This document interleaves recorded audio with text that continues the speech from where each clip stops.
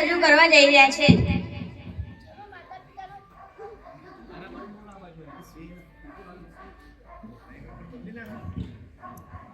જેમાં માતા પિતાનો બાળકો સાથેના પ્રેમની વાત કરવામાં આવી છે.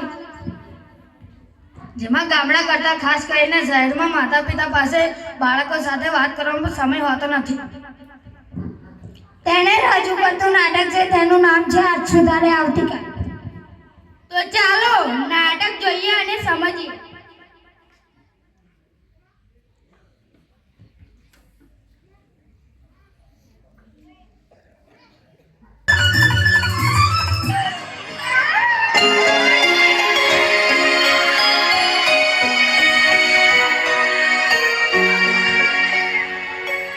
સુજન, જો પેલો ચિંતન પણ અહીં આવે છે. અરે હા, જો તો ખરો, એનું મોઢું પણ દિવાલ પિત્તળ જેવું લાગે છે. હા, મને પણ લાગે છે તેના ઘરમાં ઝઘડો થયો લાગે છે. ચાલ આપણે તેને પૂછીએ. હા, એ ચિંતન ક્યાં જાય છે? અહીંયા. શું કામ છે યાર? અરે ચિંતન, તું અમારી જેમ રિસાઈને આવ્યો છે ને ઘરેથી? હા. કેમ? તને વળી શું થયું? બીજું શું થાય? ઘરમાં રહેવું ગમતું જ નથી ને. જ્યારે હોય ત્યારે પપ્પા વાતમાં ઉતારી પાડે છે અને મમ્મી તો આખો દિવસ એમ જ કહ્યા કરે છે કે ગરમ ચીપીઓ ચંપાવી દઈશ. એક વેલણ પડી જશે એવી ધમકીઓ જ આપ્યા કરે છે.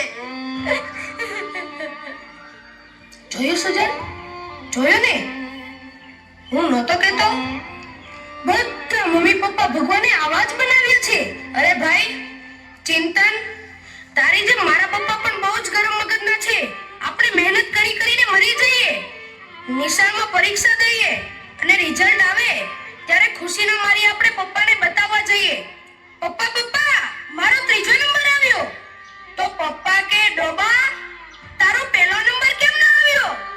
ગાય ભેંસની જેમ ઘાસ ખાય છે, ભણતો કેમ નથી બરાબર? શું કહું? મને તો પપ્પા સાથે બોલવાનું જ નથી ગમતું.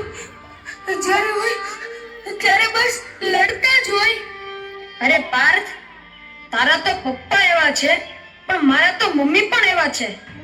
બસ આખો દિવસ કામમાં ને કામમાં, અને નવરી પડે એટલે બેનપણીઓને ફોન કરશે અને બહાર શોપિંગ કરવા જશે. પણ હું કહું કે મમ્મી મારે નકશાપોથી લાવવી છે, મને એમાં સમજ જ નથી પડતી, મારી સાથે ચાલો ને. તો તરત જ કહેશે કે ભણવા શા માટે જાવ છો? ભણવાનું તારે છે કે મારે? બાબા, હું નથી આવતી તારી સાથે. લે આ 10 રૂપિયા લઈ આવ તારી સાથે. ને પછી આપણે કંઈક લાવવામાં ભૂલ થઈ ગઈ અને પછી ટીચરની ફરિયાદ આવી અને તરત જ આપણને પપ્પા પાસે ધરી દેશે કે લો આ તમારો હીરો સ્કૂલમાં લોચા મારીને આવ્યો છે. અને પછી પપ્પા જાણ્યા સાંભળ્યા વગર બસ મને ડીપવાનો જ ચાલુ કરી દે. મને પણ એ જ સમજાતું નથી કે આમાં આપણો વાંક શું છે. આપણો શું વાંક?